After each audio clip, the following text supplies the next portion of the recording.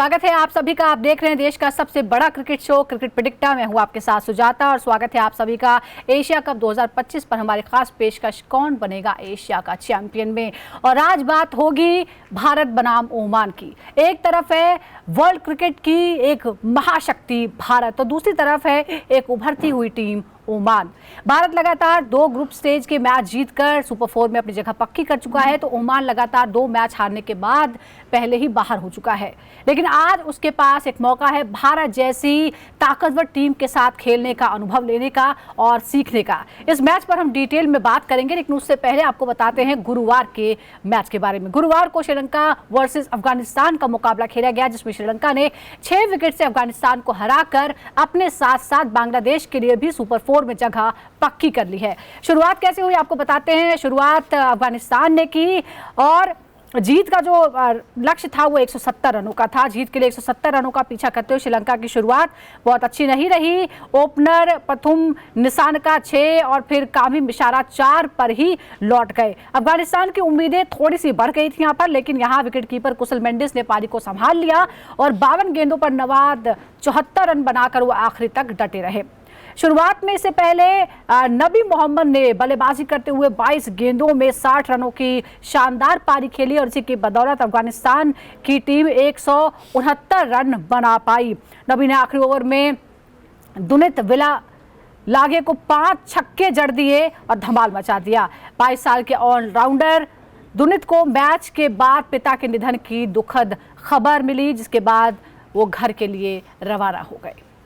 अब लौटते हैं आज के मुकाबले पर जो होने वाला है भारत वर्सेस ओमान के बीच। जो ये मुकाबला है, दोनों टीमों ने कभी आपस में कोई मुकाबला नहीं खेला है, पहली बार आमना सामना होने जा रहा है। दोनों टीमें आमने सामने होंगी। एशिया कप 2025 में पहले भारत ने यूएई को 9 विकेट से हराया, उसके बाद पाकिस्तान को धूल चटाई और ओमान पहले मुकाबले में जहां पाकिस्तान से 93 रनों से हारा तो उसके बाद यूएई के खिलाफ 42 रनों से उसे हार का सामना करना पड़ा और वो पहले ही एशिया कप से बाहर हो चुकी है।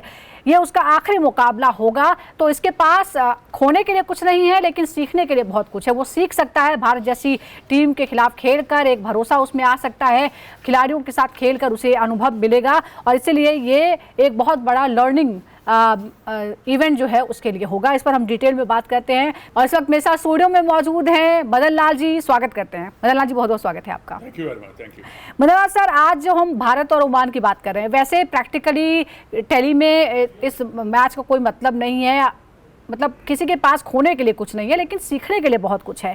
अब ऐसे में हम एक बार हमें पूरा जो अभी तक टूर्नामेंट हुआ उसके बारे में भी सोचना होगा।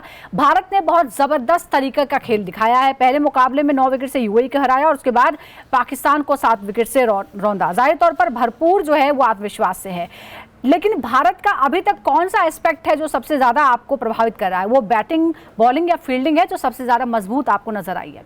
देखिए, भारत की इस वक्त जो सबसे मजबूत जो मुझे लग रहा है वो बॉलिंग है, क्योंकि देखिए बॉलर जो है आपको मैच जिताते हैं और टूर्नामेंट जिताते हैं।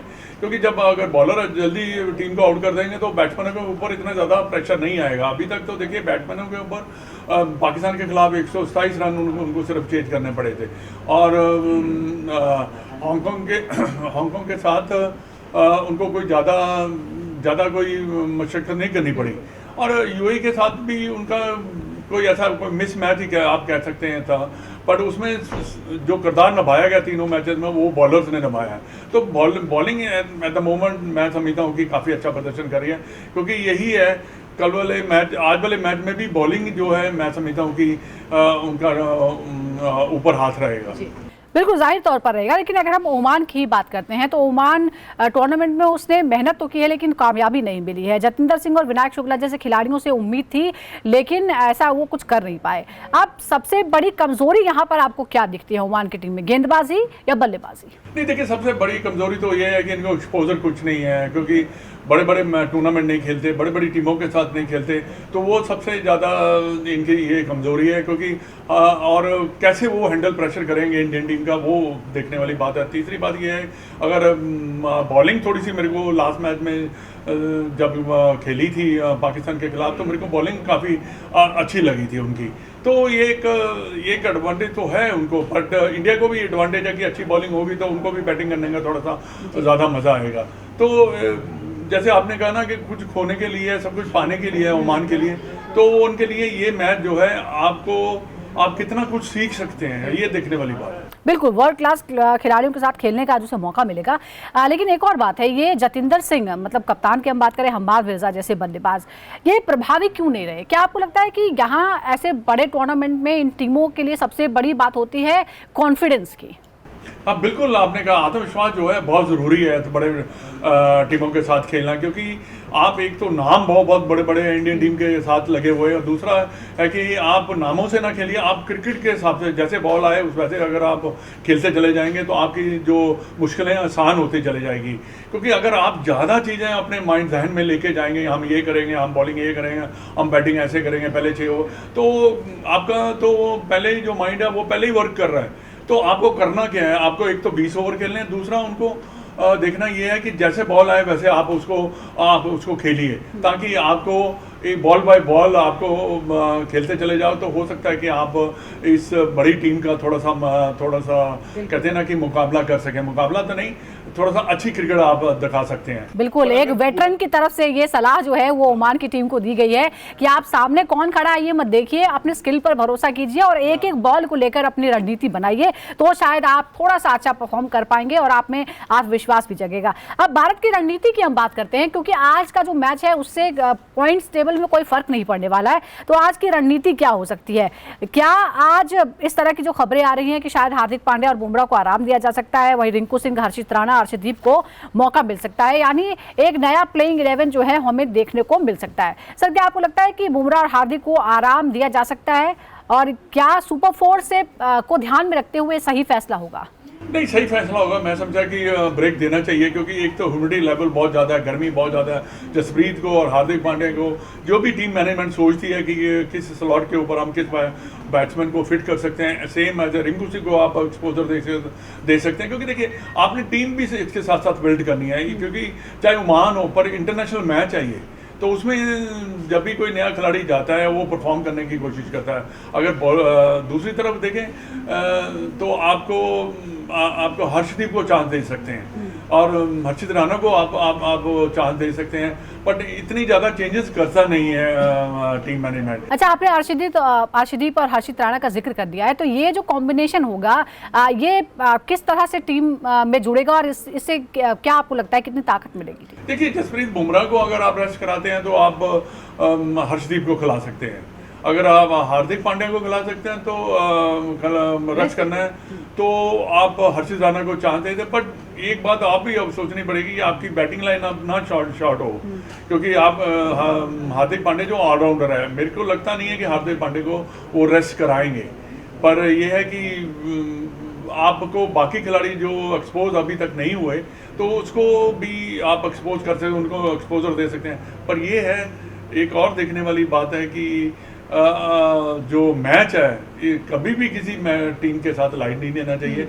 आपको देखना ये है कि आप कैसे ये मैच को वन साइडेड कर सकते हैं। वो इसीलिए कर सकते हैं कि आप अच्छी क्रिकेट खेलें, आप प्रेशर इतना डाल दें कि दूसरी टीम उठ ही ना पाए। बिल्कुल, एक बार प्लेइंग 11 जो संभावित है उसके बारे में बता देते हैं दर्शकों को। शुभमन गिल, अभिषेक शर्मा, सूर्य कुमार यादव, संजू सैमसन की जगह जितेश शर्मा की एंट्री हो सकती है, तिलक वर्मा की जगह रिंकू सिंह आ सकते हैं, शिवम दुबे, हर्षित राणा, अक्षर पटेल, कुलदीप यादव, अर्शदीप सिंह और वरुण चक्रवर्ती, ये जो है वो प्लेइंग 11 की दशा हो सकती है।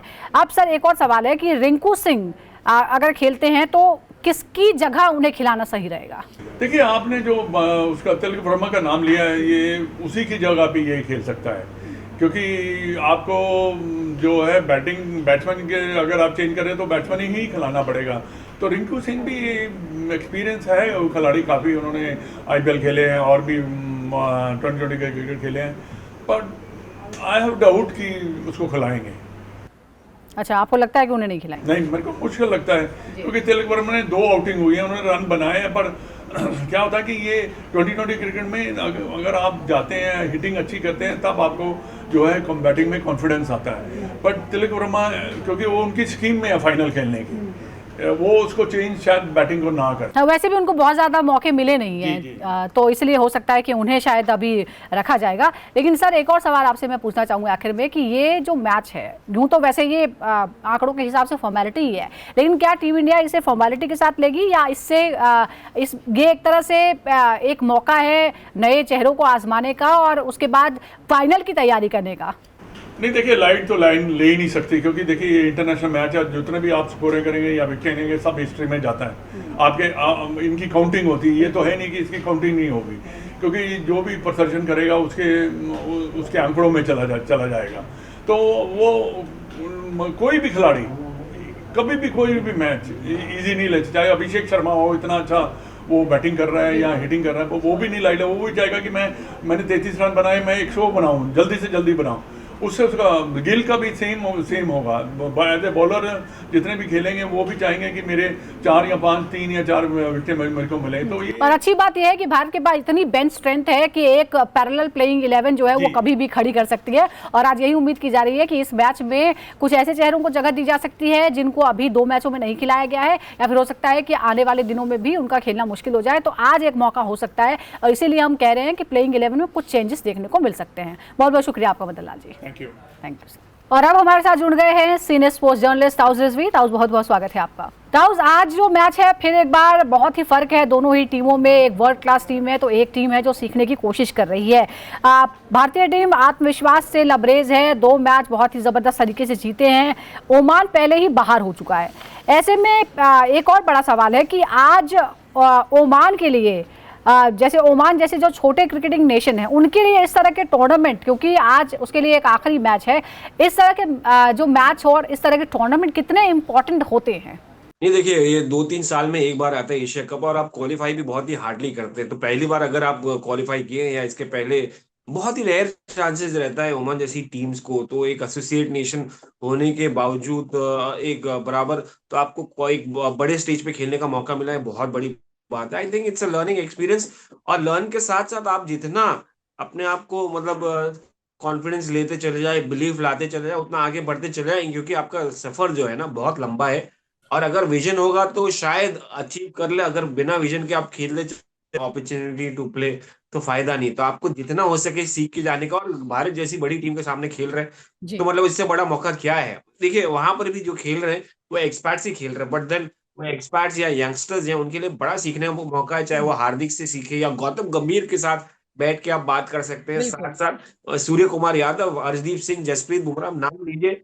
बिल्कुल, हमने इसीलिए कहा है कि ओमान के पास खोने के लिए कुछ नहीं है, लेकिन पाने के लिए बहुत कुछ है, सीखने के लिए बहुत कुछ है भारत जैसी टीम के साथ खेलकर। अब अगर हम एक तरफ भारत की टीम को देखते हैं तो हम ये देख रहे हैं कि इस टूर्नामेंट में जो बेंच स्ट्रेंथ है वो जबरदस्त है। यानी भारत आज एक साथ एक अलग प्लेइंग 11 भी बना सकता है, और जिसकी उम्मीद भी की जा रही है कि आज प्लेइंग 11 थोड़ा डिफरेंट भी हो सकता है। नहीं नहीं, करना तो पड़ेगा आपको, कहीं ना कहीं दूसरे लोगों को चांस भी देना पड़ेगा कॉन्फिडेंस हासिल करने के लिए। देखिए अगर आप एक ही टीम लेके चले गए और वो भी कमजोर टीम के सामने, तो फिर फायदा ही नहीं आपका। फिर अगर कोई इंजर्ड हो गया तो, और सडनली एक बड़े स्टेज पे मौका दिला दिया और आप डिलीवर नहीं कर पाए, कॉन्फिडेंस नहीं रहा, तो फिर कंडीशंस का भी फर्क पड़ता है ना। आप दुबई में खेल रहे थे और जो खेल रहे हैं उनको भी पता होना चाहिए कैसी कंडीशंस है। तो मुझे लगता है कहीं ना कहीं प्लेइंग 11 में चेंज तो होगा। शायद संजू सैमसन ओपन करे, या जसप्रीत बुमराह की जगह हर्षदीप सिंह या हर्षित राणा को मौका मिलेगा। मगर मैं चाहूंगा हर्षदीप सिंह आए, और स्पिनर्स तो कंटिन्यू करेंगे उन्हीं के साथ। बिल्कुल, ये इस तरह की खबरें आ रही हैं कि बुमराह और हार्दिक पांड्या की जगह अर्शदीप, हर्षित राणा आ सकते हैं। रिंकू सिंह की भी एंट्री हो सकती है, लेकिन एक तो रिंकू सिंह किसकी जगह पे खेलेंगे? क्या उन्हें फिनिशर की भूमिका में आजमाया जा सकता है?